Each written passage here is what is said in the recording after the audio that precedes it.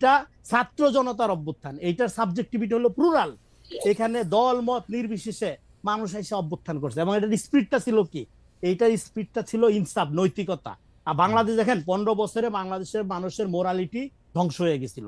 BNP জামাত হিসাবে পিটায় মারা একটা স্বাভাবিক ব্যাপার হয়ে গেছিল। আচ্ছা, জামাত মারতেছে, আমারে তো মারতেছে না।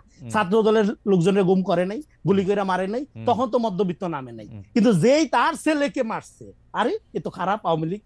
হ্যাঁ, তার মানে মিডল ক্লাস একটা প্রতারণা করছে। এবং এই প্রতারণা কেন করছে? মিডল ক্লাস প্রতারণা করছে মুক্তিযুদ্ধের, বাঙালি জাতীয়তাবাদের এমন একটা বয়ান তাদেরকে খাওয়ানো হয়েছে যে তোরে জুতার বাড়ি দিব 3 বেলা, কিন্তু উন্নয়নের গল্প শোনাবো, সুখে থাকবে, অসুবিধা নাই। হ্যাঁ, উন্নয়নই বড়, টাকা পয়সা বড়, লোভকে জাতীয় সংস্কৃতি হিসাবে চালু করে আওয়ামী লীগ এগুলি করছে। হ্যাঁ, এখানে সেই জায়গা থেকে আপনি ধরেন এই যে ৭১ পূজা, যেটা এটা ডেফিনেটলি আমাদের নৎসাৎ করতে হবে। এবং 24 হলো কি, 24 হলো আমাদের গোটা জনগোষ্ঠীর ইতিহাসের প্রকল্পকে রেস্কিউ করার আন্দোলন। রেস্কিউ করতে হবে। শোনেন, ইতিহাসে অকাট্য বলে কিছু নাই ভাই। না না, সেটা ঠিকই আছে। আমি আমি আমি আমি সকল ধরনের পূজা পার্বণের বিপক্ষে, কিন্তু সেটা ঠিকই আছে, সেটা আপনার বক্তব্য। শুধু হিন্দুরা করবে পূজা পার্বণ, সেটা একমাত্র আমি ধর্মীয় জায়গা থেকে বলতেছি না। আমি সকল ধরনের পূজা পার্বণ, সিম্বলিজম, সকল কিছুর এগুলির বিপক্ষে। কিন্তু ঘটনা হচ্ছে যে আপনি ৭১টারে পরে এসে যখন ২৪-এ আসলেন, জনাব রনি, আপনি যে রাজনৈতিক ইনসাফ প্রতিষ্ঠার জন্য ২৪-এর এই আন্দোলনটা হয়েছে, এইটা কি আপনি হাইন্ডসাইট বলতেছেন, মানে আগস্ট পার হয়ে আইসা সেপ্টেম্বরে বলতেছেন, নাকি জুলাই আগস্টেও আপনি এটা বুঝতেছিলেন? কারণ হচ্ছে আমরা আসলে শাহবাগের সময় বুঝতেছি। শাহবাগের সময় বুঝছেন ২০১৩ সালে? ২০১৩ সালে শাহবাগের সময় আমার পজিশন একটু চেঞ্জ হয় নাই। আমি 13 সালে যা বলছি শাহবাগের সময় এখনো তাই বলতেছি। না, মানলাম, কিন্তু ২০২৪ সালের জুলাই আগস্টের আন্দোলনটা কি আসলে রাজনৈতিক ইনসাফ প্রতিষ্ঠার জন্য হয়েছিল কিনা? রাইট। জুলাই চ্যানেল, জুলাইয়ের কোনো রাজনৈতিক কর্তাসত্তা নাই। জুলাইয়ে যেটা হয়েছে, জুলাইয়ের কোনো রাজনীতি নেই, জুলাইয়ের আছে স্পিরিট। রাইট। এবং সেই স্পিরিটটাকে রাজনীতিতে রূপান্তর করা হলে এখন আমাদের দায়িত্ব। দেখেন, একটা পপুলার, দেখেন যে ছেলেটা ব্রাকের ছেলেটা দাঁড়াইছে, ও তো বিসিএস এর পরীক্ষা দিবে না। যে ছেলেটা রেসিডেন্সিয়ালের আইসা, ব্র্যাকেট ছেলে বিসিএস পরীক্ষা কেন দিবে না? ওর দরকার নাই ভাই, ও বাইরে পড়বে হয়তো, বা ধরেন আপনার বাংলাদেশে গত অনেকগুলি বিসিএস এ প্রাইভেট বিশ্ববিদ্যালয়ের ছেলে মেয়েরা অংশগ্রহণ করছে, সবাই তো যায় না, সবাই যায় না, মানে আমি বলছি বড় অংশই যায় না, ডেফিনেটলি যায়। কিন্তু আমি বলতেছি যে স্কুলের ছেলেটা নামছে, ওর কি চাকরি মাথায় আছে?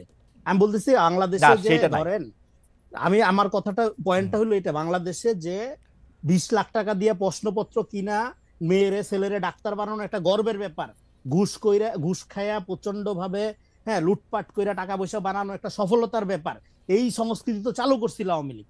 সেই জায়গা থেকে যে ছেলেগুলো এই সংস্কৃতি 2009 সাল থেকে চালু হয়েছে। হ্যাঁ, চালু হয়েছে। কিন্তু তার ফলে আমরা গোটা সমাজের ব্যাপারে, ইয়াং প্রজন্মের ব্যাপারে তো আমরা আশাহত হয়ে গেছিলাম। I head politics generation grow হয়েছিল। সেই জেনারেশন যখন এইভাবে রাস্তায় নেমে আসলো, এটার স্পিডটা তো বুঝতে হবে। এই জন্য আমি বলি এটার স্পিডটা কি পলিটিক্স ছিল? এটার স্পিডটা না, পলিটিক্স ছিল না। এটা পলিটিক্স পরে আসে। প্রথমত এটা মোরাল স্পিড থেকে দাঁড়াইছে। সে দেখছে যে না, আমার আবু সাইদকে এইভাবে গুলি করে মারতেছে, এটা হইতে পারে না। ছাত্রকে গুলি করে মারতেছে, এটা হইতে পারে না। এই যে মোরাল, আগে তো এটা হয় নাই। যখন বিএনপি জামাত মারছে তখন কিন্তু তার মধ্যে মোরাল কলটা হয় নাই। ফলে এই যে নৈতিক জাগরণটা হইলো, এটা স্পিরিট জুলাইয়ের। এই জাগরণটাকে আপনি এবার পলিটিক্যালি ট্রান্সলেট করেন, ট্রান্সিডেন্টাল করেন, বিস্তৃত করেন, রাজনীতি দাঁড়ায় যাবে। সেই রাজনীতি বাংলাদেশে এক্সিস্টেন্সিয়াল যে পলিটিক্যাল পার্টি, বিএনপি, জামাত এবং অন্যান্য যারা, ইভেন বৈষম্য বিরোধী যারা, প্রত্যেকের জন্য একটা চ্যালেঞ্জ আকারে হাজির হয়েছে। ওকে, আপনি জুলাই স্পিরিটটার যে অনুবাদের কথা, আমরা একটু কথা আগাই নেই, আমি প্রশ্নটা করে রাখি। জুলাই স্পিরিটটার যে আপনি এটা দেখতে পান, সেইটা হচ্ছে যে নতুন যে রাজনৈতিক বন্দোবস্তের কথা বলা হচ্ছে, সেই রাজনৈতিক বন্দোবস্তের মধ্যে এইটার অনুবাদ আপনি দেখেন কিনা, সেইটা আমরা পরে আসবো। আমরা একটু জনাব সার্জিস আলমকে শুনে আসি।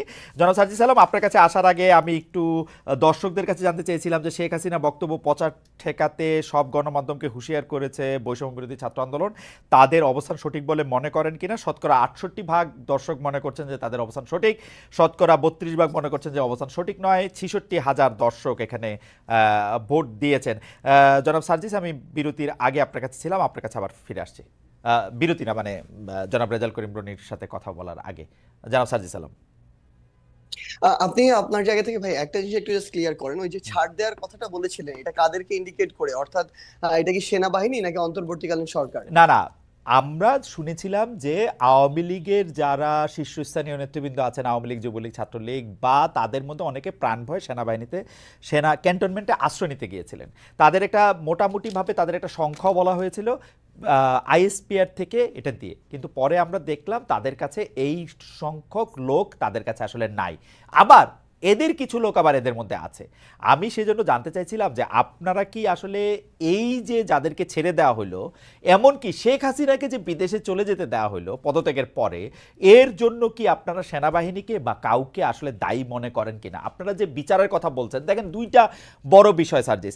একটা হচ্ছে যে এই আওয়ামী লীগের এই অন্যায় অত্যাচার, হত্যা, গুম, খুন, 15 বছরের গণতন্ত্রহীনতা, সব প্রতিষ্ঠান ধ্বংস করা, এগুলির জন্য যে শাস্তির দাবি, সেই শাস্তি যে না হওয়া, সেই বিচার কার্য শুরু না হওয়া, সেটার জন্য আপনি আসলে কারে দায়ী করবেন? এখন তো আপনারা ক্ষমতায়, আপনাদের পছন্দের সরকার ক্ষমতায়, তাই না?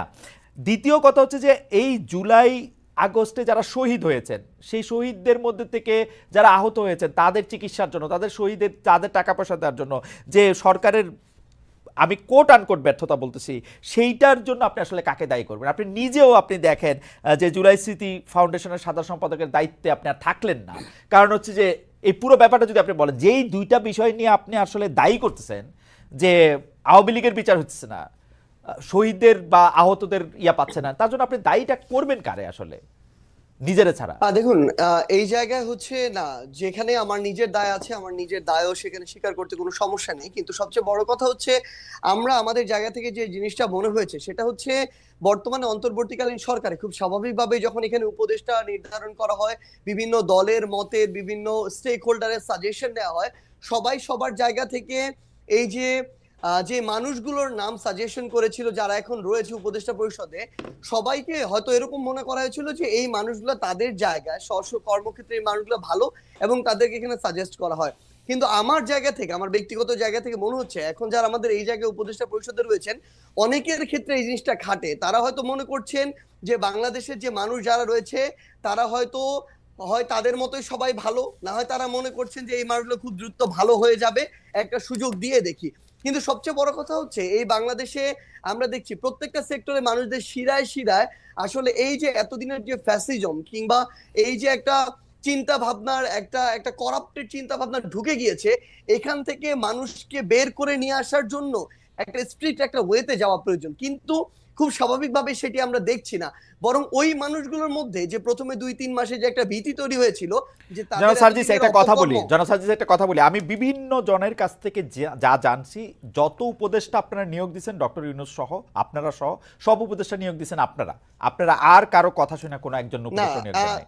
আচ্ছা, সবচেয়ে ভাই একটা জিনিস একদম ক্লিয়ার করি, এটা হচ্ছে সবচেয়ে বড় মিথ্যা কথা। কেউ যদি বলে থাকেন তাহলে তিনি মিথ্যা বলেছেন অথবা না জেনে বলেছেন। আচ্ছা, এখানে বলেন বিএনপি তো। হ্যাঁ, তাদের সরাসরি তাদের মত ছিল, তাদের সাজেশন ছিল, জামায়াতের মত ছিল, তাদের সাজেশন ছিল, অন্যান্য রাজনৈতিক দলগুলোর জায়গা থেকেও নামের সাজেশন ছিল, বাংলাদেশ সেনাবাহিনীর পক্ষ থেকে সাজেশন ছিল, শিক্ষার্থীদের পক্ষ থেকে সাজেশন ছিল, সিভিল সোসাইটির পক্ষ থেকে সাজেশন ছিল, আমরা শুনছি শুধু প্রত্যেকের শিক্ষার্থী, সাজেশন। আমরা শুনছি শুধু আপনাদের আপনাদের সাজেশন নেওয়া হয়েছে, আর কারো সাজেশন নেওয়া হয় নাই। ভাই, এবং সবচেয়ে বড় কথা, ইভেন এখানে প্রফেসর ডক্টর মোহাম্মদ ইউনূস যখন তাকে প্রধান উপদেষ্টা হিসেবে আমরা আমাদের জায়গা থেকে প্রস্তাব করি এবং তিনি সেখানে পজিটিভ একটি রেসপন্স করেন, তখন তার জায়গা থেকেও সাজেশন ছিল এরকম যে আমি এই পরিষদটাকে যদি কন্টিনিউ করতে চাই, এখানে আরো 2-3 জন এই মানুষকে প্রয়োজন এই জায়গাগুলোতে উপদেষ্টা পদে।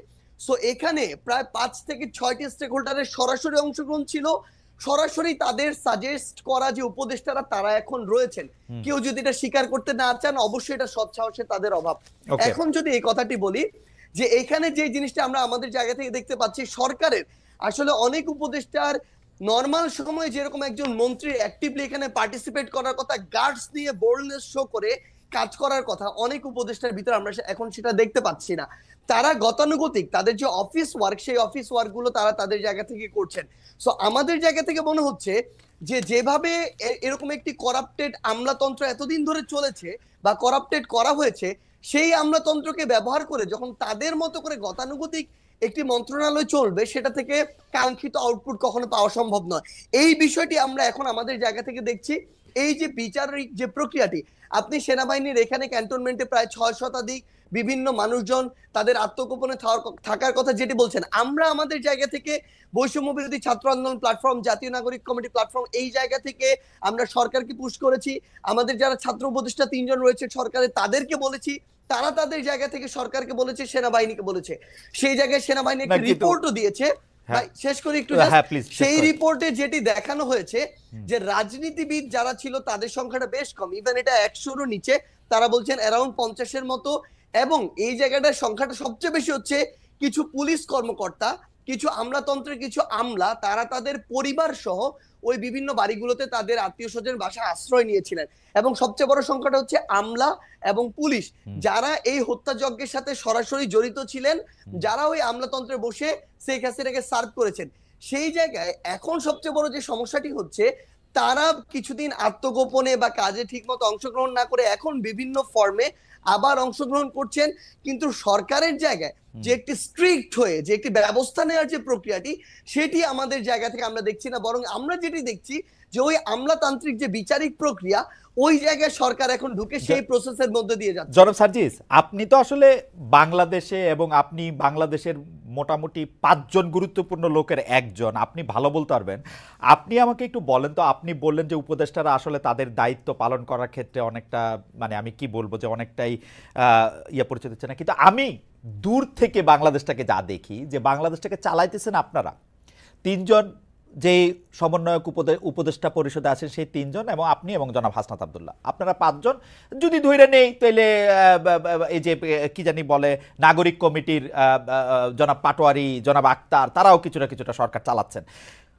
আপনারা সব জায়গায় সালিশ মোকদ্দমা করতেছেন, আপনাদের কথায় আপনারা বদলি করতেছেন, আপনাদের কথা আমি যা শুনি আর কি, এইগুলি কি মিথ্যা?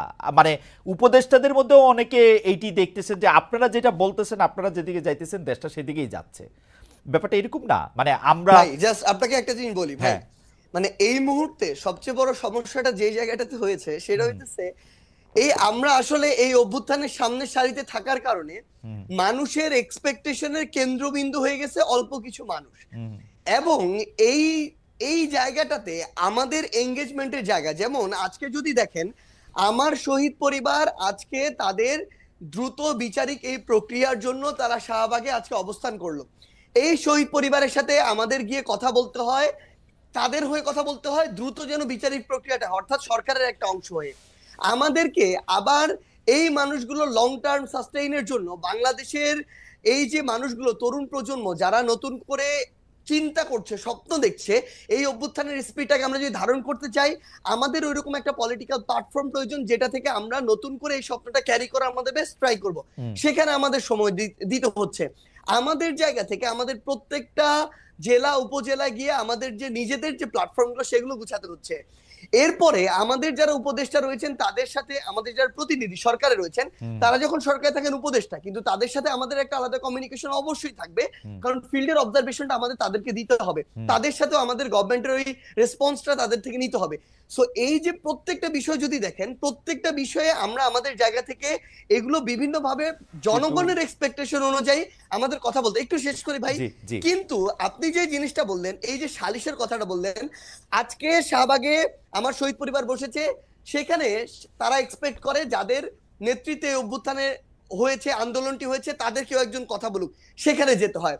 আজকে যখন আমরা আহতরা কোথায় বসে সেখানে যেতে হয়, সেটা তো অবশ্যই যাবেন সার্জিস, সেটা তো অবশ্যই যাবেন। আমি বলি আপনারা কি ফোন করে এসপি বদল করেন বা সচিব? একটা জিনিস বলি, হ্যাঁ, সচিব নিয়োগে তদবির দেন।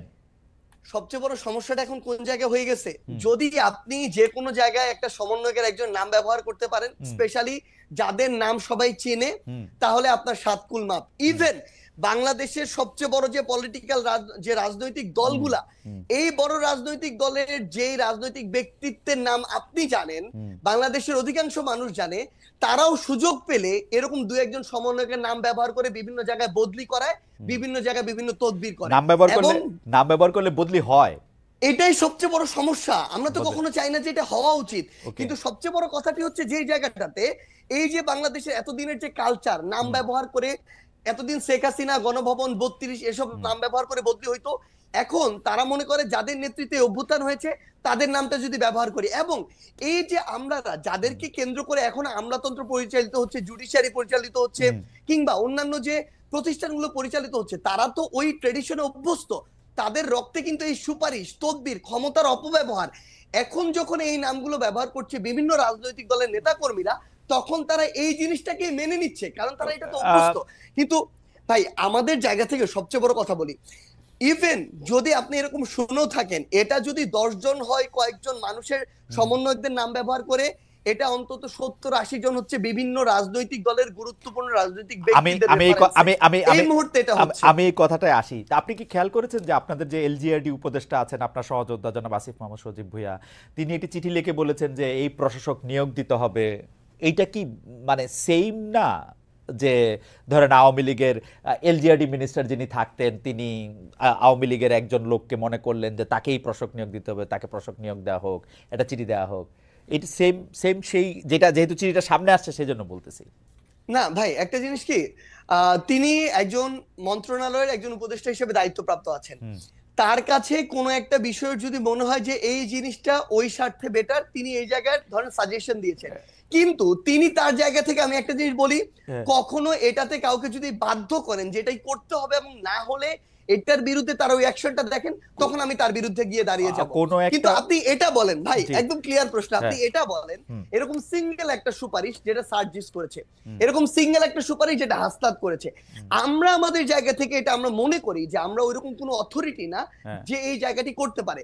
আমরা আমাদের জায়গা থেকে এই দাবিটি তুলি, যেই দাবিটি আমরা তুলি, এই দাবি আমরা সোশ্যাল মিডিয়া ওপেনলি তুলি, কারণ আমাদের মনে হয় যেটা পুরো বাংলাদেশের জন্য প্রয়োজন, মানুষের জন্য প্রয়োজন, সেটা আমরা ওপেনলি পুরো বাংলাদেশের সামনে। আচ্ছা, আমি আপনাকে প্রশ্নটা করে যাই তেলে। প্রশ্নটা হচ্ছে যে দুই তিনটা জিনিস, একটা তো আছে যে পারসেপশন, সেই পারসেপশনে আমরা দেখতে পাচ্ছি যে আপনারা রাজনৈতিক দল করবেন, রাজনৈতিক দল করার জন্য আপনাদের টাকা দরকার হবে, বিভিন্ন জায়গা থেকে আপনাদের টাকার অন্য রাজনৈতিক দলগুলোর সাথে যদি আপনাদের মাঠে মোকাবেলা করতে হয় তাহলে আপনাদের টাকা লাগবে, টাকা লাগার জন্য আপনারা বিভিন্ন জায়গা থেকে চাঁদা নিচ্ছেন, কখনো সেই চাঁদা গাড়ি হয়ে আসছে, কখনো সেই চাঁদা বাড়ি হয়ে আসছে, কখনো রূপায়ণ টায়ার আপনাদের অফিস হয়ে আসছে, কখনো আপনার কম্বল হয়ে আসছে সার্জিস, কখনো আসিফ মাহমুদের হেলিকপ্টার হয়ে আসছে। তো ওই যে চাঁদার অংশটুকু আপনারা পাচ্ছেন, সেটা পাইতে হলে আপনাদের তো কিছু না কিছু কাজ করে দিতে হবে, সেই কাজগুলিও আপনারা করতেছেন। এইটা হচ্ছে পারসেপশন, এটা হচ্ছে আপনাদের বিরুদ্ধে অভিযোগ। যদি আপনি বলেন বা কেউ কেউ এটা অভিযোগ হিসেবেও দেখতে চান না, কেউ কেউ মনে করেন যে এটা ঠিকই আছে, এটা নিয়ে আমরা আপনার সাথে একটু কথা বলবো। আমি একটু জনাব রেজাউল করিম রনির কাছ থেকে আসি।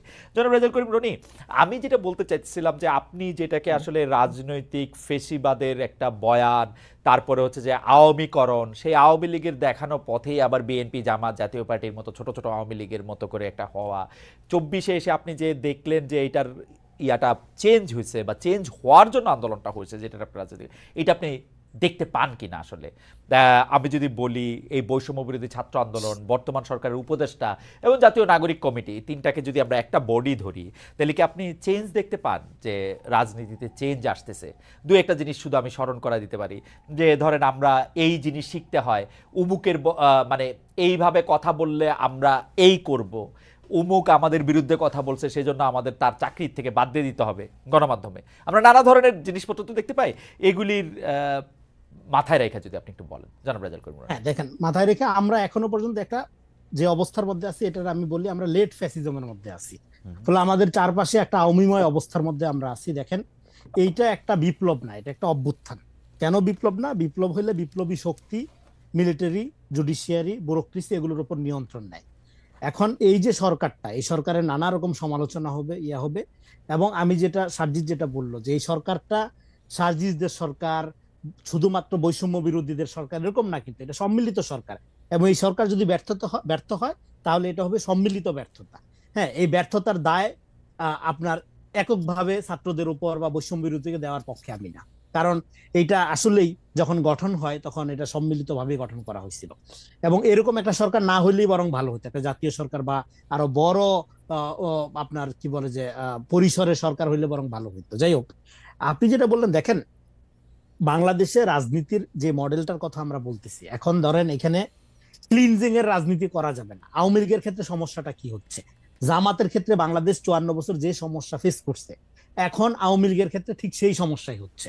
জামাতকে একটা আপনার ধরেন ট্যাবু আকারে ব্যবহার করছে আওয়ামী লীগ। যখন তার সর্বশেষ দরকার হয়েছে, সে তার অন্তিম মুহূর্তে, হ্যাঁ, যখন সে তার আপনার কি বলে যে তার জান যায় সেই মুহূর্তে সে জামাতকে নিষিদ্ধ করে একটা শেষ স্টেক খেলার চেষ্টা করছে, সেটা ফেল করছে 3 তারিখে। তো এখন একই ঘটনা আওয়ামী লীগ নিয়ে হচ্ছে। হ্যাঁ, আওয়ামী লীগ একটা ফ্যাসিস্ট, পরীক্ষিত ফ্যাসিস্ট শক্তি, এবং শুধু আওয়ামী লীগকে রাজনীতিতে অংশগ্রহণের সুযোগ দেওয়ার সাথে সাথে একটা গুরুত্বপূর্ণ প্রশ্ন জড়িত, আপনি ভারতকে সুযোগ দিবেন কি না। হ্যাঁ, আওয়ামী লীগের প্রশ্ন এলাও করা মানে হলো ভারতের প্রশ্ন এলাও করা, মানে আপনার বাংলাদেশের পলিটিক্সে ভারতের খবরদারি আপনি মেনে নিবেন কি না সেই প্রশ্নটাও চলে আসে। তো আগে আমরা যে আলোচনা করছি সেটা হলো আওয়ামী লীগ একটা রাজনৈতিক শক্তি না, কিন্তু আমাদের পুরো রাজনীতি আওয়ামীময়, আমাদের পুরো আমলাতন্ত্র আওয়ামীময়, আমাদের জনগণের চরিত্র আওয়ামীময়। আওয়ামী লীগ একটা কালচার শুধু না, নফসানিয়াত যেটা বলি, মননের পরিণত হয়েছে, আপনি যেটা বললেন, তাই না? তো সেই জায়গা থেকে আপনার পুরা জাতিকে মুক্ত না করলে, আপনি যদি হিউম্যান কোয়ালিটি ভালো করতে না পারেন, সিটিজেন যদি আপনার তার মূল পেশনটাই থাকে যে ধর্মার কাঠ চুরি করব, নিজে ভালো থাকবো, বাড়ি করব, গাড়ি করব এবং বড়লোক হবো, এটাই উন্নয়ন সফলতা, সেই দেশে তো গণতন্ত্র হবে না, সে দেশে তো রাইট হবে না। তাইলে আপনার সিটিজেন এইটা উন্নতি করার একটা পদ্ধতি হলো আপনি আওয়ামী লীগ প্রশ্নটা ডিল করেন, শুধু সংগঠন আকারে না, একটা চিন্তা আকারে, মতাদর্শ আকারে আপনি এটা ডিল করেন। এখন কিভাবে ডিল করবেন, সেই জন্য আমি বলতেছি আমাদের ট্রুথ এন্ড রিকনসিলিয়েশনের প্রক্রিয়া লাগবে। এই যে দেখেন, আমাদের বাংলাদেশে ঐক্য একটা জায়গায় আছে, সেটা হলো আওয়ামী লীগের বিরুদ্ধে সবাই ঐক্যবদ্ধ, ছাত্ররা ঐক্যবদ্ধ, জামাত ঐক্যবদ্ধ, বিএনপি ঐক্যবদ্ধ। কিন্তু সার্জিস যেভাবে আওয়ামী বিরোধী, জামাত কি সেভাবে আওয়ামী বিরোধী, বা বিএনপি কি সেভাবে আওয়ামী বিরোধী, বা আমি কি সেভাবে আওয়ামী বিরোধী না। আওয়ামী বিরোধিতার মধ্যে তারতম্য আছে। আবার বাংলাদেশে যদি ধরেন 3 ভাই থাকে, 1 ভাই আওয়ামী লীগ, 1 ভাই বিএনপি, 1 ভাই জামাত, তো আপনি কি 1 ভাইরে পিটে মেয়েরা ফেলবেন আর 2 ভাইয়ের সামনে ও কি সেভ করতে আসবে না? ফলে শেল্টারের প্রশ্নটাও আপনার চলে আসে তখন, যে আওয়ামী লীগ পুনর্বাসন করার চেষ্টা করতেছে। আরে ভাই, পুনর্বাসন করার কিছু না, বাংলাদেশের চরিত্র এলো আওয়ামী লীগ। হ্যাঁ, তো সেই জায়গাতে আপনি মুক্ত করবেন কিভাবে? মুক্ত করার পদ্ধতিটা হলো আওয়ামীকরণ করা, আওয়ামীকরণ করা। যেটা সেটা কি, সে বাংলাদেশ পুনর্গঠন খুবই সহজ, সেটা হলো আওয়ামী লীগ যা করছে আপনি তা করবেন না, বাংলাদেশ দাঁড়াই যাবে। হ্যাঁ, সেটা আপনি কিভাবে করবেন, এবং বাংলাদেশকে পলিটিক্যালি এডুকেটেড করা। দেখেন, জনগণ কিন্তু প্রতারিত হয়েছে আওয়ামী লীগের দ্বারা, আওয়ামী লীগ সমর্থকরা তার নেতৃত্ব তারে ফালায় উড়াল দিচ্ছে। হ্যাঁ, সে যদি ট্রু ফ্যাসিস্ট হইতো, সে যদি রিয়েলি তার নেতা কর্মীরা ভালোবাসতো, সে তো তার পাশে থাইকা যেত, ফাইট করতো। হ্যাঁ, যে আমার ইডিওলজি এইটা, আমি এইভাবে শাসন করি, আমি বাচ্চাদেরকে, দেখেন এই বাচ্চাদের যে মারা হয়েছে যেভাবে, হ্যাঁ, এটা আমি তো দীর্ঘদিন ট্রমাটিক ছিলাম, কথাই বলতে পারিনি। এটা নিয়ে আওয়ামী লীগের লোকজনের কোনো ফিলিংস নেই, কারণ তারা মনে করে তারা হলো রাজাকার মারছে, তারা 25 সালে 24 সালে রাজাকার মারছে। কিন্তু আওয়ামী লীগের কিছু কিছু লোকজন আবার মনে করে যে যারা আন্দোলন করছে তাদের কেউ কেউ এটার মধ্যে এই মৃত্যু, এই হত্যাকাণ্ডে অংশ নিয়েছে। আরেকটা বয়ান আছে, সেটা আওয়ামী লীগ কোনোদিন সত্য কথা বলে না আর কি, মানে আওয়ামী লীগ সমর্থন মানে একটা না, আমরা আসলে আমি আসলে রনি, আমি আপনার প্রথম দিকের কথায় একমত। আওয়ামী লীগের নিয়ে আমরা আসলে এত সময় এত অরিডর কিছু না, আমাদের যেটা দরকার সেটা হলো রাজনীতিটা। আপনি যেটা বলতেছিলেন, আমরা প্রশ্নে আসি, তাহলে সেটা প্রক্রিয়াটা কি হবে? ধরেন যে লোকটা আওয়ামী লীগের হয়ে অস্ত্র হাতে ছাত্র জনতাকে হত্যা করছে, আর যে লোক মুজিবরে আব্বা মনে করে, শেখ হাসিনাকে দেবী মনে করে চাঁদা দেয়, দুজনের অপরাধ তো সমান না। যে সমর্থন করে, যে ধরেন রিয়েলি মনে করে শেখ মুজিব হলো একটা ধরেন জাতির জন্য ত্রাণকর্তা, তার কোনো দোষ সে খুঁজে পায় না, মানে ব্লাইন্ড থাকে না, এরকম লোক আছে, অবশ্যই আছে সমাজে। হ্যাঁ, এবং সমর্থক, তাই আওয়ামী লীগের বাইরে আর কোনো অপশন চিন্তা করতে পারে না, চিন্তায়, মননে, মগজে। এইবার আপনি ওই লোকটারে কি করবেন? ওরা কি পিঠে মাইরা ফেলবেন? আওয়ামী লীগ ট্যাগ দিয়া তার সম্পত্তি দখল করবেন, তার বাড়িঘর দখল করবেন? নো, ভিকটিম বিকাম কিলার্স, এটা জায়নিস্ট মডেল। আপনি দেখেন বাংলাদেশের রাজনীতিতে আপনার অন্য দলগুলো কেন সুবিধা করতে পারে নাই, তার একটা কারণ হলো বাংলাদেশের রাজনীতি মডেলে এটাও চলে, আপনি মাইরাও জিতবেন, কাইন্দাও জিতবেন। হ্যাঁ, এখন অন্য দলগুলো এটা করতে পারে না।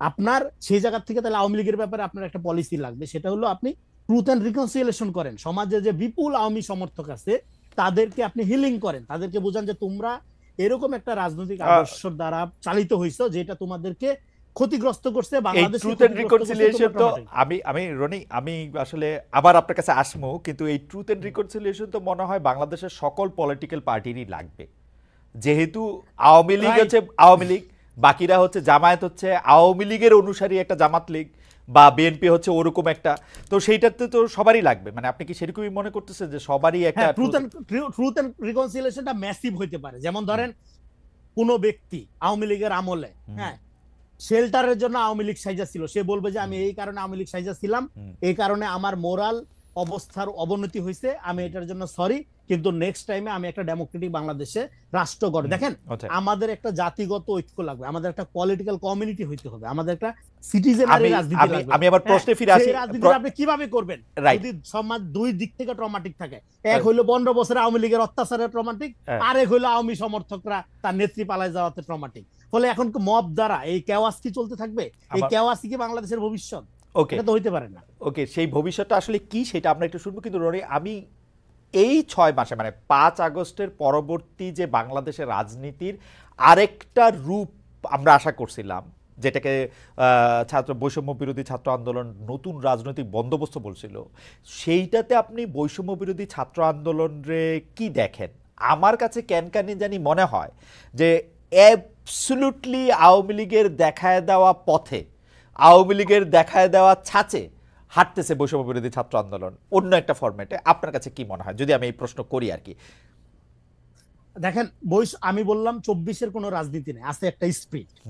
সেই স্পিরিটটাকে রাজনীতিতে রূপান্তর করার প্রথম বৈশিষ্ট্য কি হবে? প্রথম বৈশিষ্ট্য হবে পলিটিক্স অফ কেয়ার, ফিলান্থ্রপিক রাজনীতি, হ্যাঁ, ঐক্যবদ্ধ থাকার রাজনীতি। সেই রাজনীতিগুলোর ক্ষেত্রে দেখেন আপনার বৈষম্য বিরোধী বলেন, নাগরিক কমিটি বলেন, এদের ব্যাপারে আমি এখনো কমেন্ট করতে রাজি না। কারণ হইলো আপনার দল করা আর রাজনীতি করা একটা। আপনি রাজনৈতিক বন্দোবস্তের কথা যদি আপনি আমাকে বলেন, আমি বলবো বাংলাদেশে একটা রাজনীতি লাগবে। এটা শুধু সমস্ত পার্টিগুলোর জন্য একটা চ্যালেঞ্জ আকারে হাজির হয়েছে। হ্যাঁ, আর একটা হলো 5 তারিখে সমস্ত শ্রেণী পেশার মানুষের একটা অভূতপূর্ব ঐক্যের ফলে যে একটা অভ্যুত্থান হলো, সেই অভ্যুত্থানটাকে রাজনৈতিক বন্দোবস্ত ধরে নিয়ে আমাদের হাতে ক্ষমতা, এবার আমরা আমাদের মতো আচরণ করব, সেইটা একটা আওয়ামী প্রবণতা। তারপরে নির্বাচনের দরকার নাই, হ্যাঁ, জনগণের ম্যান্ডেট এইটাই, অভ্যুত্থানের সরকারি জনগণের ম্যান্ডেট, ভোটের কোনো দরকার নাই, ভোটের জন্য অভ্যুত্থান হয় নাই, এইটাও একটা আওয়ামী প্রবণতা। দেখেন আমরা জানি how fascism works, how fascism works, হ্যাঁ, ফ্যাসিজম কিভাবে ওয়ার্ক করে সেটা গ্লোবালি আমরা জানি, আওয়ামী লীগ হাসিনা আমাদের দেখাইছে। তো এখন আমি এই কথাটাই বারবার বলতে যাচ্ছি, সবার জন্য এটা বৈষম্য বিরোধীর জন্য সত্য, একটা রাজনীতি লাগে ভাই, দলদারি করা কোনো ব্যাপার না। আপনি আমার 10 লাখ টাকা আজকে সকালে পাঠান, বিকালে আমি বড় দল করে আপনারা দেখাইতেছি, খুব বড় দল হবে না, 10 লাখ টাকা মানে খুব বড় দল হবে না, অসুবিধা নাই, যাই হোক আমি একটা কইরা দেখাইতে পারবো। ছোট দল হলো ভাই, বাংলাদেশে বামপন্থীরা 90 জন লোক 80টা দল করে বসে থাকে, দল করা তো সমস্যা না ভাই। আচ্ছা ঠিক আছে জনাব রনি, আপনার লাগবে রাজনীতি। এখন কথাটা হলো এইটাই জনাব রনি, আপনি কথা বাদ দিয়ে আসল কথায় আসি। আসল কথাটা হইলো আপনার একটা রাজনীতি লাগবে। সেই রাজনীতিটা কি? সেই রাজনীতিটা হলো এতদিন বলা হইতো রাষ্ট্রের নাগরিকরা সব সময় জবাবদিহিতার মধ্যে থাকবে, রাষ্ট্রের কাছে অ্যাকাউন্টেবল থাকবে। নো, নাগরিকরা থাকবে স্বাধীন, রাষ্ট্র সবসময় জবাবদিহিতার মধ্যে থাকবে। এবং আমরা এটাও জানি স্বাধীনতা মানে স্বাধীনতা, ফ্রিডম ইজ নট ফ্রি। আমার কাছে আমি আবার আপনার কাছে সাথে রনি একটা রেসপন্সিবিলিটি জড়িত। যে লোক রেসপন্সিবল না, তার ফ্রিডম এনজয় করার কোনো রাইট নেই। ওকে, আপনি আমার স্বাধীনতা দিবেন আর আমি বড় মুরগির রানটা আগে চাইনা নিয়ে খাইয়ে ফেলবো, আমার স্বাধীনতা এনজয়ের কোনো, এই জায়গা থেকে আমি আপনার কাছে মাস্ট বি রেসপন্সিবল। এই জায়গায় আমি আপনার কাছ থেকে জানতে চাইবো যে বাংলাদেশের মানুষ, মাফ করবেন, বাংলাদেশের মানুষ এখন ওইরকম রেসপন্সিবল কিনা, বা এরকম রেসপন্সিবল করতে হলে কি করতে হবে, এটা নিয়ে আমি আলাদা প্রশ্ন নিয়ে আসবো। জনাব সার্জিস আলম, অনেকগুলি প্রশ্ন আপনার কাছে জড়ো হয়েছে। একটা হচ্ছে যে আপনি নতুন দল করার জন্য, আপনারা নতুন দল করার জন্য আসলে টাকা নেওয়া, চাঁদা নেওয়া, তারপরে তহবিল সংগ্রহ করা, এক ধরনের ক্যাশ ক্যাপিটাল না, সেটার দিকে যাচ্ছেন কিনা। আর জনাব রনি একটি কথা তুলেছেন যে আপনারা নির্বাচন চান না, এটাই আমাদের ম্যান্ডেট, সেইটা একটা আওয়ামী প্রবণতা, এবং অন্যান্য আওয়ামী প্রবণতাও আপনাদের মধ্যে দেখেছেন কিনা। আমি ওই প্রশ্ন করেছিলাম যে আপনাদের কাজ মাঝে মাঝে আমার কাছে খুবই আওয়ামী লীগের মতো মনে হয়। পুরো ব্যাপারটা ধরে যদি একটু বলেন। যেমন ভাই এক্সাম্পলটা দেন, আপনার লাস্ট কথার একটা যে এক্সাম্পল। যেমন আওয়ামী লীগও পছন্দ করতো না তাদের বিরুদ্ধে কোনো কিছু লেখা হইলে, আওয়ামী লীগ কোনোদিন পছন্দ করতো না তাদেরকে কেউ সমালোচনা করলে, আওয়ামী লীগ খুবই বিভিন্ন জায়গায় গিয়ে এই হুমকি দিত, আমরা যেটা বলবো সেইটাই হবে। আওয়ামী লীগ বলতো যে ভোটের দরকার নাই, উন্নয়ন আসে। এই সরকারের মধ্যে থেকে অনেকে বা এই সরকারের সমর্থক অনেকে এটা বলতে চায় যে নতুন করে নির্বাচনের দরকার নাই, আগে আমরা সংস্কার করব, আমাদের এইটাই ম্যান্ডেট, গণ অভ্যুত্থানই আমাদের ম্যান্ডেট। তারপরে বিভিন্ন সময় বিভিন্ন জায়গায় যে একটা আছে না, একটা তর্জনী উচায়া, তর্জনী নির্দেশ করা, উই আর দে করা, এইটা আওয়ামী লীগের যে জায়গা থেকে আমরা যেই 15 বছর যে রক্তাক্ত অভিজ্ঞতার বা যে বিভ্রান্তির মধ্যে আমরা ছিলাম, যে বঞ্চনার মধ্যে আমরা ছিলাম, সেটাও আমরা আসলে অনেক সময় আমি প্রত্যক্ষ করি। আপনি চাইলে আপনারা আমি আলাদা আরো অনেক উদাহরণ দিতে পারি আর কি। এখন একটা ভাই শোনেন, একটা জিনিস আপনাকে বলি, সবচেয়ে বড় কথাটা হচ্ছে আমি আপনার একটা কথার সাথে সম্পূর্ণ দ্বিমত করি, এবং এই কথাটা আমার কাছে মনে হয়েছে খুবই জেনারেলাইজড একটা কথা। আপনি একটা কথা যেটা রনি ভাইকে বলছেন যে আওয়ামী লীগের দেয়া ছাঁচে বৈষম্য বিরোধী ছাত্র আন্দোলন চলতেছে। ভাই একটা কথা আপনাকে স্পষ্ট করে বলি, সবচেয়ে বড় কথা হচ্ছে বৈষম্য বিরোধী ছাত্র আন্দোলন কোন একজন স্টুডেন্ট কোন একটা কাজ করছে, কোন একজন সাধারণ নাগরিক একটা কাজ করছে, বৈষম্য বিরোধী ছাত্র আন্দোলন নাম ভাঙায় করছে, সমন্বয়ক শব্দটা নাম ভাঙায় করছে, তার মানে সেই দায় এই বৈষম্য বিরোধী ছাত্র আন্দোলন নিবে, এটা কোনোদিন হইতে পারে না। আমরা আমাদের জায়গা থেকে সবচেয়ে বড় যে জিনিসটা দেখছি যে এই পুরো যে আপনি যে সিস্টেমটার কথা বলতেছেন, কালচারটার কথা বলতেছেন, এইটা বৈষম্য বিরোধী ছাত্র আন্দোলন বলতে আপনারা যাদেরকে চেনেন ফেস হিসেবে এই মানুষগুলো এটার জন্য সবচেয়ে বেশি স্ট্রাগল করে যাইতেছে। এই পুরো বাংলাদেশের নতুন যে সংস্কার প্রক্রিয়া এটার জন্য সবচেয়ে বেশি স্ট্রাগল করে যাইতেছে। কোন জায়গাটা থেকে আসলে এই যে বাংলাদেশে বিগত 16 বছরে এই যে একটা কালচার এস্টাবলিশ করে দেওয়া হয়েছে মানুষের রন্ধ্রে রন্ধ্রে, এই যে বিভিন্ন তোষামোদি কালপ্রিটগিরি বিহেভিয়ার গুলো ঢুকে গেছে, এই যে বিভিন্ন রকম অপকর্মের সাথে জড়িত হওয়ার প্রবণতা ঢুকে গেছে, ব্যক্তি স্বার্থ এই যে চিন্তা করার যে প্রবণতা ঢুকে গেছে, মানুষ সামগ্রিকভাবে কালেকটিভলি এই জায়গাটা থেকে এখনো বের হইতে পারতেছে না। মানুষ এখন প্রত্যেকদিন 100টা তদবির নিয়ে আসে, মানুষ এখনো তাদের জায়গা থেকে নিজেরটা দেখে শুধুমাত্র যে আমি ট্রান্সফার নিয়ে আজকে যদি ভোলা থেকে ঢাকায় যাই আমার ফ্যামিলি একটু ভালো থাকবে, কিন্তু ঢাকার যে ফ্যামিলিটা বরিশালে যাবে তার কি হলো সেটা মানুষ চিন্তা করে না। আপনি যদি আজকে দেখেন এই পুরো বাংলাদেশের যে রাজনৈতিক দলগুলো, এই দলগুলো বিগত অর্ধ শতাব্দী ধরে যেই পলিটিক্যাল কালচারটা প্র্যাকটিস করে আজকের এই অবস্থানে আসছে, এই অভ্যুত্থানের পরও ওই পলিটিক্যাল কালচার থেকে ওই পলিটিক্যাল দলগুলো বের হইতে পারে না, তার রাজনৈতিক নেতৃবৃন্দ বের হইতে পারে না। ভাই শেষ করি, একটু শেষ করি ভাই। ভাই আমরা তো চোখের সামনে থেকে দেখতেছি, আপনাকে বলি ভাই, আপনি তো বাইরে থেকে দেখতেছেন, আমরা চোখের সামনে থেকে দেখতেছি। আপনাকে বলি আজকে এই যে এত এত রক্তের উপরে দাঁড়িয়ে, খুনের হত্যার উপরে দাঁড়িয়ে, লাশের উপরে দাঁড়িয়ে এই যে সরকার, আমরা তো সরকার সরাসরি নাই, কিন্তু আমরা সরকারকেও দেখতে পাচ্ছি, মাঠকেও দেখতে পাচ্ছি। আমাদের সবচেয়ে বড় যে সুবিধাটা হয়েছে মানুষের না আসল চরিত্রটা আমরা দেখতে পাচ্ছি।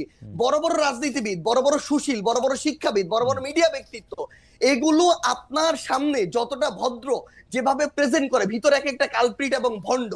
এরা ভিতরে ভিতরে নেগোসিয়েশন করে, ভিতরে ভিতরে এরা তদবির করে, ভিতরে ভিতরে এরা আগের কালচারটা এস্টাবলিশ করার জন্য মাঠে তাদের ছেলেদেরকে পাঠায় চাঁদাবাজি করে, উপরে এসে বলে কে ওখানে চাঁদাবাজি করতে গেছে। এই যে রাজনৈতিক দলের বড় বড় যে নেতাকর্মীগুলো, তারা যদি মাঠ পর্যায়ে বাংলাদেশের বড় রাজনৈতিক দলগুলো সহযোগিতা না করে, তাদের যারা কর্মী তাদেরকে তলে তলে ওই ভিতরে পাঠায়, আবার উপরে উপরে আজকে আপনি দেখেন কেন আওয়ামী লীগের বিচার হইতেছে না। আওয়ামী লীগের বড় বড় নেতা কর্মীগুলোকে শেল্টার দিয়ে রাখছে। আমি বলি জেলা আওয়ামী লীগের সাধারণ সম্পাদক সভাপতিকে শেল্টার দিচ্ছে জেলার অন্য কোন বড় রাজনৈতিক দলের সভাপতি সাধারণ সম্পাদক। This is the bitter truth. এই শেল্টার দিতেছে টাকার বিনিময়ে, এই শেল্টার দিতেছে ম্যান পাওয়ারের বিনিময়ে, অথবা এটা চিন্তা করতেছে আজকে থেকে 5-10 বছর পরে তার যদি খারাপ সময় আসে সে তাকে শেল্টার দেবে। ভাই একটু জাস্ট সেইটা বুঝাই, ফিনিশিংটা দেন। আচ্ছা ফিনিশিংটা দেন, সামগ্রিকভাবে শুরু করি। তো সবচেয়ে বড় কথাটা হচ্ছে বৈষম্য বিরোধী ছাত্র আন্দোলন বলতে যে তিনজন ওইখানে সরকারি উপদেষ্টা কিংবা মাঠে যারা আছে অ্যাকচুয়ালি যারা স্পিরিটটাকে ধারণ করে, ভাই 5 তারিখের পরে বৈষম্য বিরোধী ছাত্র আন্দোলন হইছে নতুন করে এই সংখ্যাটা বেশি, তারা এই নাম ভাঙায় খাইতেছে আরো বেশি, এবং এই মানুষগুলো থেকে শুরু করে অন্যান্য যারা আছে তারা যদি তাদের জায়গা থেকে যেটুকু সহযোগিতা করা দরকার, এরা শেখ হাসিনার বিরুদ্ধে যেভাবে সহযোগিতা করছে ওই সহযোগিতা যদি থাকতো বাংলাদেশ 6 মাসে প্রত্যাশার চেয়ে বেশি পরিবর্তন হইতো। কিন্তু সবচেয়ে বড় সমস্যা হচ্ছে আমরা তো সামনে থেকে ওইখানে থেকে ফেসটা পরিচিত হয়ে যাওয়ার কারণে সবকিছু আমাদের কাছে আসে, প্রাণপণ চেষ্টা করে। ভাই আমাদের তো পালাবার পথ নাই, আমরা যেদিকে যাই ঝুলাবে, এটা হচ্ছে রিয়েলিটি ভাই। তো সবচেয়ে বড় কথা হচ্ছে আমরা আমাদের প্রাণপণ চেষ্টা করে যাচ্ছি এবং যাব, কিন্তু এই সামগ্রিক যে স্টেক হোল্ডার গুলো যেগুলো ফাংশন না করলে, হেল্প না করলে, ওয়ার্ক না করলে, ভাই শুধু একটু শেষ করি, শেষ করেন। এই যে বিষয় সামগ্রিক যে স্টেক হোল্ডার গুলো, এগুলো তো বিগত কালচার গুলোর সাথে অতপ্রতভাবে জড়িত এবং সহযোগী। এরা যদি এই কালচার থেকে বের না হয়, বৈষম্য বিরোধী ছাত্র আন্দোলন বলতে যাদেরকে চেনেন বা যারা আছে তারা তাদের জায়গা থেকে যতটুকুই কাজ করুক না কেন ওই কাজগুলো আওয়ামী লীগের মতো করে হয়ে যাচ্ছে। সাজিস খুবই চমৎকার আপনি বলছেন, কিন্তু খুব একপাক্ষিক বলছেন কিনা সেটা হচ্ছে আমার নিবেদন, যে আপনি এমন ভাবে বলতেছেন যে যারা ওই কালচারটা রাখতে চায় তারাই শুধু এটার মধ্যে পক্ষভুক্ত, আপনারা যারা এই কালচারটার মধ্যে আসেন এবং সেই কালচারটাই ব্যবহার করতেছেন তারা যেন পক্ষভুক্ত না। আমি প্রশ্ন করি আপনি আপনাকে আমি প্রশ্ন করেছি যে আপনারা যে রূপায়ণের অফিস নিয়েছেন সেটা চাঁদা করতে আসছে, যে চাঁদা করতে আসছে, আপনাদের যদি আমি প্রশ্ন করি যে আপনারা আসলে কেন এই গাড়ি চড়ে এখানে যাইতেছেন, কে আপনাদের গাড়ি দিচ্ছে, আপনারা বলেন আমার মতো 1 কোটি খালেদ মহিউদ্দিন আছে যারা আপনাদেরকে গাড়ি দেয়। একই কালচারে আপনারা পড়তেছেন না, একই কালচারে আপনারা ব্যবহার করতেছেন না, আপনাদের কাছে তদবির আসতেছে, আপনারা তদবির করতেছেন তো। বিভিন্ন জায়গায় আপনারা তদবির করতেছেন তো, করতেছেন না? আসতেছে ভাই, আপনাদের না ভাই, কাছে। ভাই জি। শুনেন ভাই, আসতেছে 100টা, হ্যাঁ, করতেছি না ভাই। আপনি একটা রেফারেন্স বের করে দেখাবেন যে এই তদবিরটা করছি। এবং যদি কোনো একটা ক্ষেত্রে ভাই বলি, ধরেন কোন একটা জেলার ডিসি ওই জায়গায় গিয়ে এখনো রাজনৈতিক দলের তোষামোদি করতেছে, জনগণের চিন্তা না করে নির্দিষ্ট কিছু মানুষের এজেন্ডা বাস্তবায়ন করতেছে, ওই এলাকার মানুষ, জনগণ, ছাত্র প্রতিনিধি সবাই একসাথে এসে যখন বলে, তখন এই দাবিটা তুলছি। কিন্তু আপনি এটা যখন জনগণের ক্ষেত্রে হবে, দেশের স্বার্থ হবে, তখন আমরা আমাদের জায়গা থেকে দাবি তুলবো। আপনি এটা একটা এক্সাম্পল দেখাবেন এই আমি পুরো দেখাবো 6 মাসে, এই যে সার্জিস, ব্যক্তি সার্জিস আমি একটা এক্সাম্পল Exactly, দেখাবো, একটা এক্সাম্পল দেখাই, অবশ্যই আমার একটা এক্সাম্পল দেখাবেন, দেখাই, আমার একটা এক্সাম্পল, আমি হ্যাঁ আমারটা নিতে আপনারই পারবো। দেখাই। বলেন, আমার এটা বলেন। বলতে মানে এটা খুব ইচ্ছা ছিল না, কিন্তু যাই হোক একজন জুডিশিয়ারির একজন খুব উঁচু পদের কর্মকর্তা আমাকে জানিয়েছেন, আমি বলি। সেটা হচ্ছে আপনার বাবার তদবিরের কারণে নিয়োগ বন্ধ করে দেওয়ায় পঞ্চগড়ের জেলা জজ আর চিফ জুডিশিয়াল ম্যাজিস্ট্রেটকে মিনিস্ট্রিতে অ্যাটাচড করা হয়েছে। ভাই শোনেন একটা কথা বলি, মানে এই যে মানে এটার চেয়ে বড় প্রোপাগান্ডা, এবং মানে আপনি শোনেন জাস্ট একটা এক্সাম্পল, পুরো পঞ্চগড় জেলার যত মানুষ আছে তাদেরকে জিজ্ঞাসা করবেন, পুরো পঞ্চগড় জেলার বৈষম্য বিরোধী ছাত্র আন্দোলন আছে তাদেরকে জিজ্ঞাসা করবেন, পুরো পঞ্চগড় জেলার বৈষম্য বিরোধী ছাত্র আন্দোলন পুরো জেলা কোর্ট থেকে শুরু করে এভরিথিং ব্লক করে রাখছিল শুধু একটা কারণে, এই জেলা জজ এবং চিফ জুডিশিয়াল ম্যাজিস্ট্রেট তারা তাদের জায়গা থেকে একটা নিয়োগ প্রক্রিয়ার পরীক্ষার আগেই তারা বিভিন্ন জায়গায় ম্যান সেট করে রাখছিল, এবং ওইখানে যারা পরীক্ষার্থী ছিল তাদের প্রতিবাদের মুখে পড়ে তারা পরীক্ষাটা পর্যন্ত বন্ধ করে দিতে বাধ্য হয়। এবং সবচেয়ে মজার বিষয় হচ্ছে, একটু অ্যাড করি ভাই, সবচেয়ে মজার বিষয় হচ্ছে ওইখানে অ্যাপ্লাই করেছিল মনে করেন 2000 স্টুডেন্ট, তারা তাদের মতো করে বিভিন্ন এক্সকিউজ দিয়ে প্রায় অর্ধেক স্টুডেন্টকে পরীক্ষা দিতেই দেয় না, বাকিদেরকে দিয়েছিল। এবং এরপর এটা পর্যন্ত রেফারেন্স ওই স্টুডেন্টদের পরীক্ষার্থীদের কাছে চলে গিয়েছিল, বিভিন্ন পলিটিক্যাল দল তাদের জায়গা থেকে লিস্ট পাঠিয়েছিল। এবং এই যে চিফ জুডিশিয়াল ম্যাজিস্ট্রেট এবং জেলা জজ যিনি রয়েছেন, তারা বিগত সময়ে আওয়ামী লীগের সময়ে তারা ওই সময় যে আইন এবং বিচার মন্ত্রণালয়ের যিনি মন্ত্রী ছিলেন তার লিস্ট দেখে দেখে পঞ্চগড়ে নিয়োগ দিয়েছে। এই অভিযোগগুলো এক করে পুরো পঞ্চগড় জেলা ওই পরীক্ষা যারা পরীক্ষার্থী তারা রাজপথে নেমেছিল, মানুষ নেমেছিল, বৈষম্যবিরোধী ছাত্র আন্দোলন নেমেছিল। কোন সিঙ্গেল একজন পার্সন যদি এটা বলতে পারে, ভাই আমিও বলতে পারি খালেদ মহিউদ্দিন ভাই বিগত সময়ে এরকম অনেক কঠিন কঠিন টকশো করেছেন, কিন্তু তারপরও আওয়ামী লীগের বিরুদ্ধে কঠোর হন নাই। সাপোজ এটা এরকম আসতেছে, এই জন্য ভাই 100 কোটি টাকা পেয়েছিলেন, এটা আমি বললাম, কিন্তু এটা কোনদিন সত্য হইতে পারে না। আপনি সিঙ্গেল এরকম একটা দেখাবেন যে কেউ একজন বলবে যে আমাদের একটা রেফারেন্স ওই জায়গায় গিয়েছিল আপনি যে কারণে আমরা এটা বাধা আচ্ছা দিয়েছি, প্রথম কথা, সিঙ্গেল একটা। আচ্ছা প্রথম কথা যে আপনি কি এই সমস্যার সমাধান করলেন, মানে এই সমস্যার সমাধানে আপনি নেতৃত্ব দিলেন? ধরেন এই না পঞ্চগড়ের কখনোই না, জেলা আমি জজ। কেন নেতৃত্ব দিব? মানে না ভাই, না, আপনি নেতৃত্ব সবচেয়ে বড় দিলেন। শোনেন, আপনার না, কাছে অভিযোগটা আমরা আসছে, তারপর আপনি এটা সমাধান করলেন, ব্যাপারটা কি এরকম? না না না, আমার কাছে অভিযোগ কেন আসবে? আমার কাছে কোনো অভিযোগই আসে নাই। হ্যাঁ। আমরা আমাদের জায়গা থেকে যে জিনিসটা দেখেছিলাম যে যখন পঞ্চগড় জেলার বৈষম্যবিরোধী ছাত্র আন্দোলন এই একটা মানে আগে থেকেই ঠিক করা নিয়োগ প্রক্রিয়ায় যাচ্ছিল, এবং তাদের আগের রেকর্ড গুলো এরকম যে বিভিন্ন রেফারেন্সে, বিভিন্ন সুপারিশে এবং অর্থ লেনদেনের মধ্য দিয়ে তারা নিয়োগ দিয়েছে। পুরো বৈষম্যবিরোধী ছাত্র আন্দোলন শুধু না, পুরো পঞ্চগড় জেলা জজ কোর্ট জানে, যত অ্যাডভোকেট আছে সবাই আচ্ছা, জানে ঠিক যে আছে। তারা এগুলোর সাথে জড়িত। ভাই শেষ করি তো, তখন যখন তারা এই আন্দোলনে নামে, সেই জায়গার জেলা প্রশাসক থেকে শুরু করে জেলা পুলিশ সুপার এবং অন্যান্য যারা, ইভেন আইন এবং বিচার মন্ত্রণালয়ের যারা যিনি দায়িত্বে রয়েছেন সচিব হিসেবে বা অন্যান্য হিসেবে, তারা তাদের জায়গা থেকে এই বিষয়টি শুধু আমাকে আমাকে বলেছিল যে এইটুকু যেন দেখা যায় যে স্টুডেন্টরা যেন ওখানে ভাঙচুর না করে বিচারিক প্রাঙ্গণে, সেই জায়গাটিতে আমরা আমাদের জায়গা থেকে বৈষম্যবিরোধী ছাত্র আন্দোলনকে বলেছিলাম তারা তাদের যৌক্তিক আন্দোলন চালিয়ে দেখ, কিন্তু তারা যেন কোনো ভাঙচুর প্রক্রিয়া না ওকে, যায়, এইটুকু। ঠিক এটা আছে। হচ্ছে প্রশাসনিক বিষয় ভাই, কিন্তু না ভাই আমার মনে একটা খুবই আমার মনে হয় যে ভাই একটা আপনি কথা অ্যাড করতে হবে ভাই, জি বলেন বলেন একটা কথা বলেন, অ্যাড করতে বলেন, হবে, বলেন। সেটা হচ্ছে সবচেয়ে বড় বিষয় হইতেছে কি ভাই, কিছুদিন আগে আমি এরকম দেখছিলাম সোহরাওয়ার্দী মেডিকেলে একটা প্রেসক্রিপশনে লেখা সমন্বয়ক সার্জিস আলমের আত্মীয়, বাড়ি হচ্ছে নাটোর না পাবনা এরকম কিছু একটা জায়গা, আমার 14 গোষ্ঠীতে ভাই এখানে কেউ কেউ নাই। এখন অল্প কিছু নাম যেহেতু সবাই জানে, এই নামগুলোকে বিভিন্ন ভাবে ব্যবহার করা হয়। যখন দেখতেছে তার প্রত্যাশিত কিছু একটা হচ্ছে না, তখন যাকে তার সন্দেহ হচ্ছে তার বিরুদ্ধে এরকম এলিগেশন দিয়ে দিচ্ছে। ওকে, কিন্তু এটা যখন ভাই ভাই একটা জিনিস শুধু হ্যাঁ। বলি, এটা যখন আপনি আপনার জায়গায় এরকম, আপনি ভাই আমাদের কাছে অনেক রেসপেক্টেড, একদম সোজা বাংলা কথা বলি ভাই, সো সেই জায়গায় যখন এরকম মানে এরকম একটা কথা চলে আসে, কেউ একজন বললো ওইটা এরকম একটা মেইন স্ট্রিম জায়গায় চলে আসে, এটা খুবই অপ্রত্যাশিত। আর আপনাকে যদি অফিসের কথা এবং এই কথাটা বলি ভাই, আমি আমার জেলায় এ পর্যন্ত 8,000 কম্বল দিয়েছি ভাই। এই টাকাটা কোনো চাঁদার টাকা না। এই 8,000 কম্বল আমি যদি ওই মানুষগুলোর সাথে যোগাযোগ করে না নিতাম, ওই মানুষগুলো অন্য কাউকে দিত। বাংলাদেশে এরকম অন্তত কয়েক হাজার মানুষ আছে যারা প্রত্যেক বছর 10-20 হাজার কম্বল বিভিন্ন জায়গায় দেয়। আমি এর মধ্যে মনে করেন 10 জন মানুষের খোঁজ পেয়েছি বা খুঁজে বের করেছি। আমি হ্যাঁ ওটাতে যাচ্ছি ভাই। আমি তাদেরকে বলেছি যে ভাই আমার পঞ্চগড়ে প্রচন্ড শীত, আপনি যদি আমাকেও 1,000 দিতেন, আমি আমার মাধ্যমে বিতরণ করতাম, তাহলে ভালো হতো। তারা দিয়েছেন, এইটুকুই কম্বলের বিষয়। 2 নম্বরে আসেন ভাই রূপায়ণ টাওয়ারের বিষয়।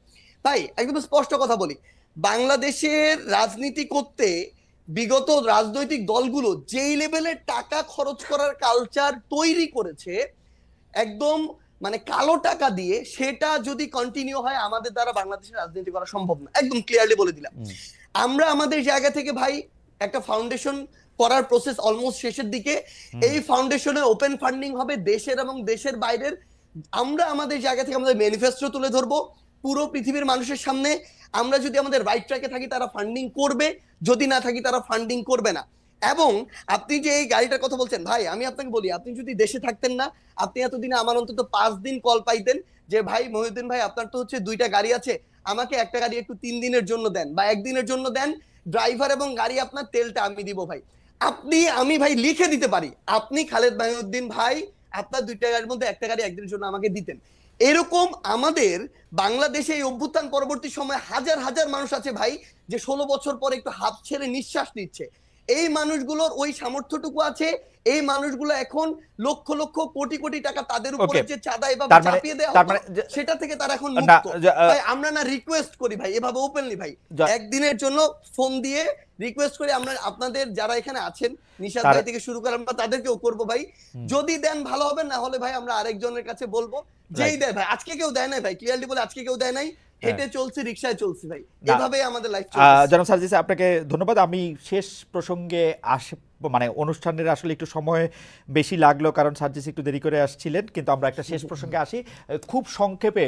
জনাব রনি আপনি যদি 2 মিনিটে বলেন, তারপর আমরা সার্জিসকে 1 মিনিট শুনে আমরা আজকের অনুষ্ঠান শেষ করব। সেটা হচ্ছে যে আমি জানতে চাইছিলাম যে এই যে বর্তমান যে যারা বৈষম্য বিরোধী ছাত্র আন্দোলন, যারা নতুন রাজনৈতিক দল করতেছে, সরকার করতেছে, তাদেরকে আপনি কি দেখেন, তারা ঠিক পথে আছে কিনা তারা রাজনৈতিক জায়গাটা থেকে?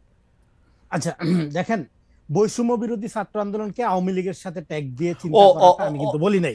আচ্ছা এটা আপনি বলেন না, আমি আমার এই প্রশ্নটা একটু করে রাখতে হবে যে আপনি যে যাকে বলতেছিলেন যে স্বাধীনতা আসলে দিলেই হবে না, স্বাধীনতা কামস উইথ রেসপন্সিবিলিটি, কারণ এটা আসলে সার্জিসের বক্তব্য অসংখ্য পরিষ্কার যে তারা কিন্তু আসলে তদবিরের বন্যায় ভেসে যাচ্ছে। অসংখ্য লোক তাদেরকে তদবির করতেছে, তারা তদবির যদি নাও শোনে তাইলেও কিন্তু এটা বাজারে গিয়ে বলা সম্ভব যে তারা তদবির করে কাজ করছে, কারণ আমরা নিজেরাই আসলে অনেক বেশি তদবির করতেছি তাদের কাছে। তো ওই জায়গা থেকে জনগণকে বাইর করে নিয়ে আসার জন্য বা জনগণকে এইটা বোঝানোর জন্য যে তোমরা আপাত লাভ আর দেশ গরুর জিয়াফত, সেটা তাদের জন্য খুব গুরুত্বপূর্ণ কিনা সেটা জায়গা থেকে যদি একটু বলতে। আর সার্জিস এই ব্যাপারটা নিয়ে আপনি একটু কথা বলবেন যে জনগণকে বোঝানোর জন্য আপনারা কি করতেছেন, যে জনগণরা আসলে নতুন রাজনৈতিক বন্দোবস্ত চায় কিনা, যে রাজনৈতিক বন্দোবস্ত আসলে এই তদবির এইটা থাকবে না। জনাব রনি আপনি আগে। হ্যাঁ, এখন এই রাজনৈতিক বন্দোবস্তের জন্য দেখেন, আমি বৈষম্য বিরোধী ছাত্র আন্দোলন সার্জিস যেটা বলতেছিল যে আমরা কিন্তু রিস্কে আছি, রিস্কের কোনো কিছু নাই। হ্যাঁ দেখেন, বাংলাদেশে একটা ঘটনা ঘটে গেছে, 24 একটা ঐতিহাসিক ইভেন্ট, এবং এইটা বাংলাদেশকে রাজনৈতিকভাবে যদি মুক্ত করতে না পারে তাহলে আমরা আবার আগের জায়গায় ফিরে যাব। প্রত্যেকটা রাজনৈতিক দলের জন্য এটা চ্যালেঞ্জ আকারে হাজির হয়েছে। এখন ছাত্রদের মধ্যে ডেফিনেটলি নতুন আমাদের রাজনীতি লাগবে। সেই রাজনীতি যদি করতে এই ছাত্র নেতৃত্ব, সার্জিসদের নেতৃত্বে, মাহফুজদের নেতৃত্বে, নাহিদদের নেতৃত্বে এরা যদি ব্যর্থ হয়, যে জেনজি জেনারেশন আপনার রাস্তায় নেমে বন্দুকের গুলির সামনে বিদায় পৃথিবী বলে দাঁড়াইছে, সে নাগরিক ভিত্তিক ইনসাফ ভিত্তিক রাষ্ট্র যদি না পায়, তাহলে ওই যে জাসদ গণবাহিনী টাইপের একটা এনার্কি শুরু হবে বাংলাদেশে।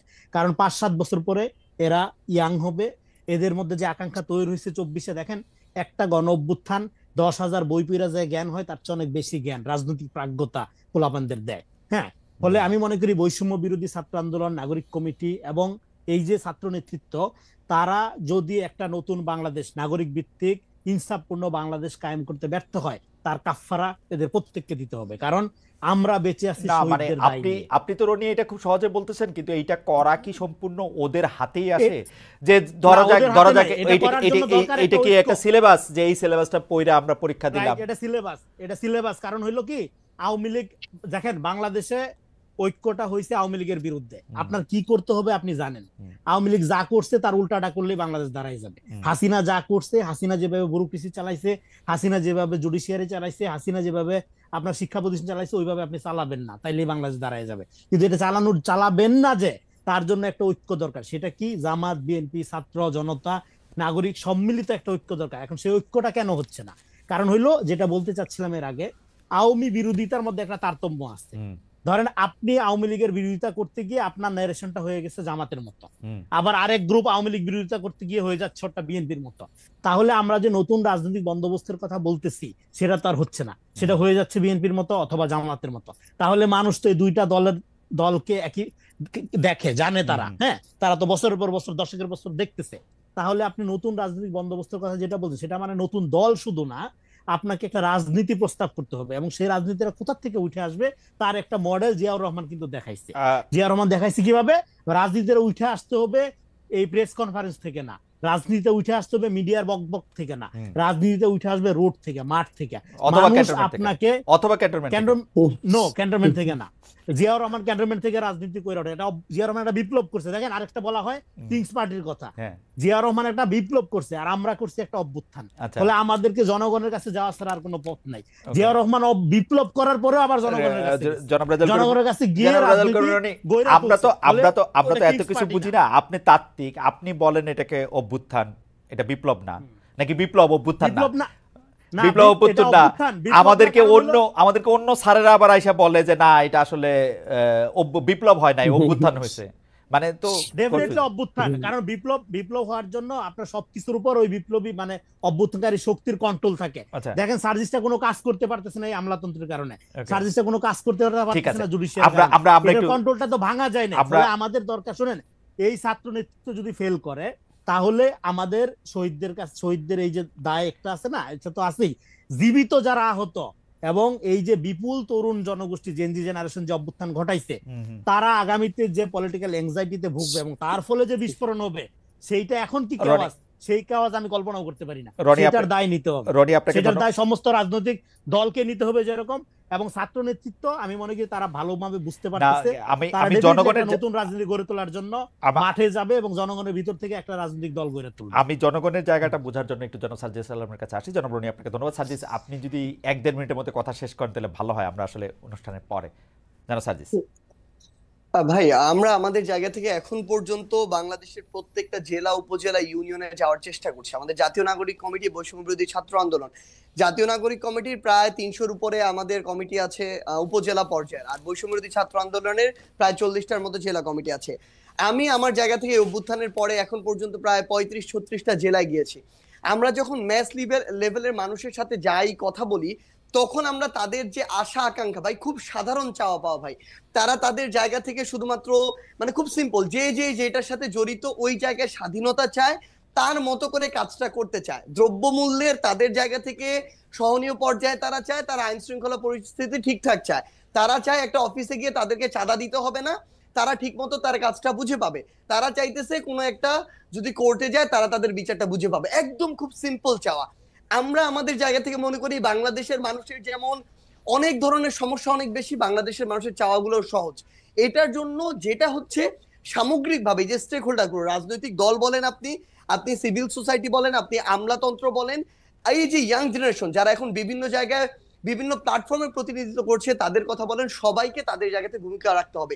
এবং সবচেয়ে গুরুত্বপূর্ণ, সাধারণ জনগণ আমরা যাদেরকে বলি, যারা শুধু প্রশ্ন করে, দায়বদ্ধ কম থাকার বিষয়টা যাদের ক্ষেত্রে দেখা যায়, তাদেরকেও ভাই দায়বদ্ধ হইতে হবে। তারা প্রত্যেকের জায়গা থেকে কোনো না কোনো জায়গায় জড়িত, সেটা একটা বাজারে হোক, সেটা একটা হাটে হোক, সেটা একটা অফিসের পিয়ন হিসেবে হোক, প্রত্যেকে যদি প্রত্যেকের জায়গায় দায়বদ্ধতা নেয়, তাহলে আমরা মনে করি এই যে জনগণের যে আশা আকাঙ্ক্ষা, সেটার প্রতিফলন ঘটানো সম্ভব। আরেকটা জিনিস ভাই আপনাকে শুধু বলি, এত বড় একটা অভ্যুত্থান হয়ে গেছে, এই অভ্যুত্থান আমরা এখন দেখতেছি না যে এইটাতে চড়তেছে, এই শার্ট পরতেছে, এই কাপড় পরতেছে, কত না কত টাকা করে ফেলছে, কত না কত কিছু মনে হয় খরচ হইতেছে। ভাই এত বড় একটা অভ্যুত্থান হয়ে গেছে, শাহবাগে গামছা করে 5 টাকা 10 টাকা তোলা হয়েছে, 10, 12, 15 হাজার টাকা, ওইটা দিয়ে ওই দিনের প্রোগ্রাম চলছে। যদি উদ্দেশ্য ভাই একটা জিনিস শুধু, যদি উদ্দেশ্য আমাদের সৎ থাকে, সামনে আমাদের ওই চিন্তা ভাবনা দেশ এবং মানুষকে রেখে থাকে, ওই 24-এর অভ্যুত্থানের স্পিরিটটা থাকে, ভাই খুব বেশি কিছু খরচের প্রয়োজন নাই, 24-এর খুব অভ্যুত্থানের বেশি স্পিরিটটা আয়োজনের প্রয়োজন না, নাই। 24-এর অভ্যুত্থানের স্পিরিটটা সম্পর্কে সার্জিস আপনার সামনে কি কোনো স্ক্রিন আছে? আপনি কি আমাকে দেখতে পাচ্ছেন? না মনে জি হয়। আমি দেখতে পাচ্ছি, আপনি দেখতে পাচ্ছেন? ভাই। আপনি দেখেন, জি। আপনাকে আমি আসলে স্ক্রিনে দেখাইতেছি। এটা হচ্ছে মেহের আফরোজ শাওনের একটা স্ট্যাটাস। মেহের আফরোজ শাওন স্ট্যাটাসে দিছিলেন 17 জুলাই আবু সাঈদের বুক চিতিয়ে দাঁড়ানোর একটা ছবির একটা ইয়ে দিয়ে উনি এটার মধ্যে বলছিলেন যে মানে সমালোচনা করছেন সরকার। এটা 17 জুলাই 2024। সেই মেহের আফরোজ শাওনকে গ্রেফতার করা হয়েছে হইলো ফেসবুকে অ্যাক্টিভিজম করার জন্য। মানে ডক্টর ইউনূস, মানে আমি যে বলি মানে একদমই শেখ হাসিনার পথে এই সরকার হাঁটতেছে। আপনার এরকম মনে হয় না সার্জিস? শেষ না মানে ভাই, এটা একটা এটা জিনিস আসলে বলি ভাই, ভাই একটু মানে আগে এটা রহিমা একটা কথা বলছেন, ফেসবুক ভাই, অ্যাক্টিভিজমের ভাই, জন্য কি আসলে গ্রেফতার করা যায়? কারণ কি না, আমি কেন অবশ্যই এই কথা কেন যাবে বলতেছি, না ভাই, আমি কেন এই কথা বলতেছি, মেহের আফরোজ শাওনরা যখন 17 জুলাই এই জিনিসটা করছিলেন তখন কিন্তু শেখ হাসিনার পায়ের তলা থেকে সংস্কৃতিজীবীদের মাটিটা সরে গেছিল এবং এইটা কিন্তু তাকে অনেক বড় আঘাত দিছে। এর জন্য কিন্তু তাদেরকে আসলে আমাদের ধন্যবাদ দেওয়া উচিত। আমার কাছে মনে হয় যে এটা ভাই, আওয়ামীকরণের যে বয়ান সেটা অনেকটা নস্যাৎ হয়েছিল কিন্তু উনাদের কারণে। যাই বলেন আপনি। ভাই একটা জিনিস একদম ভাই, না কেউ যদি ভাই জুলাইয়ে মেহের আফরোজ শাওন যেই আপনি যেটার কথা বললেন এই কাজের জন্য তাকে বাহবা দিতে আমাদের বিন্দুমাত্র কার্পণ্য নেই, কিন্তু সবচেয়ে বড় কথাটা হচ্ছে ভাই একটা জিনিস স্পষ্ট করে বলি, এই অভ্যুত্থানে ধরেন কোন একটা জেলায় যারা নির্দিষ্ট ওই সময়টাতে সমন্বয় করেছেন, যদি এই সংখ্যাটা 50 জন হয়ে থাকে, অভ্যুত্থানের পরবর্তী সময়ে ওই স্পিরিটটা ধারণ করে ওই জায়গায় সৎ থেকে কাজ করার সংখ্যাটা আর 50 জন নাই ভাই। 5-10 জন ওই জায়গা থেকে বিচ্যুত হয়েছেন, ক্ষমতার অপব্যবহার শুরু করেছেন বিভিন্ন জায়গায়, তাদের জায়গা থেকে চাঁদাবাজি বা এরকম কাজ কারবার শুরু করেছেন, এরকম অনেকে আছে। এখন সবচেয়ে বড় কথাটা হচ্ছে ওই নির্দিষ্ট একটা ভালো কাজের জন্য আমি অবশ্যই তাকে ধন্যবাদ দিব, কিন্তু সেটাকে কেন্দ্র করে এখন যেমন আমরা দেখছি কয়েকটা গ্রুপ হয়েছে ভাই, আমি নিজে 2টা ফেসবুক গ্রুপ কারা চালায় আমি জানি না, তাদের বিরুদ্ধে আমি মামলা করেছি নিজে গিয়ে, আমার জীবনের প্রথম মামলা। কারণ সেখানে তারা যত রকমের মিথ্যা কথাবার্তা আছে, প্রোপাগান্ডা আছে, যত রকমের মানে একটা মানুষকে অপদস্থ করা যায়, হেয় করা যায়, এই কথাগুলো দিয়ে আমাকে এবং আমার পরিবারকে সংশ্লিষ্ট করে কথা বলছেন। ফেসবুক এটা কোনোদিন ভাই, ভাই এটা কোনোদিন গণমাধ্যমের মানে তারা সোশ্যাল মিডিয়ার যে স্বাধীনতা